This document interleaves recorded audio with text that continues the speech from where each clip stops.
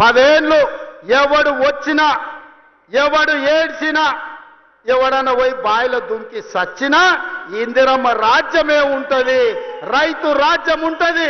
వ్యవసాయం దండుగ కాదు, వ్యవసాయాన్ని పండుగ చేసి ప్రతి కాంగ్రెస్ పార్టీ కార్యకర్తను వాళ్ళ జీవితాన్ని ప్రజలకు అంకితం చేసే విధంగా మన పరిపాలన ఉంటుంది.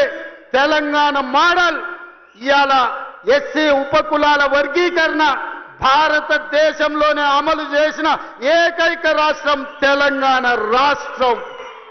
అదేవిధంగా 1931లో బ్రిటిష్ వాళ్ళు కులగణన చేస్తే 100 ఏళ్ల తర్వాత భారతదేశంలో మొట్టమొదటి రాష్ట్రం తెలంగాణ రాష్ట్రం.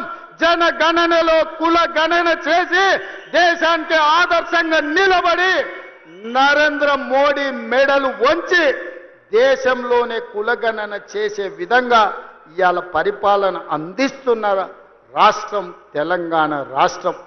ఇదే కాదు, రేపు జరగబోయే స్థానిక సంస్థలల్లా 42% బలహీన వర్గాలకు రిజర్వేషన్లు ఇస్తామని మా నాయకుడు రాహుల్ గాంధీ చెప్పిండు. అక్కడి సూర్యుడు ఇక్కడ ఉదయించిన 42% స్థానిక సంస్థలల్లా వార్డు మెంబర్లు, సర్పంచులు, ఎంపీటీసీలు, జడ్పీటీసీలు, జిల్లా పరిషత్తులు, మున్సిపాలిటీలలో 42% రిజర్వేషన్లు అమలు చేసే విధంగా మన పరిపాలన కొనసాగుతుంది.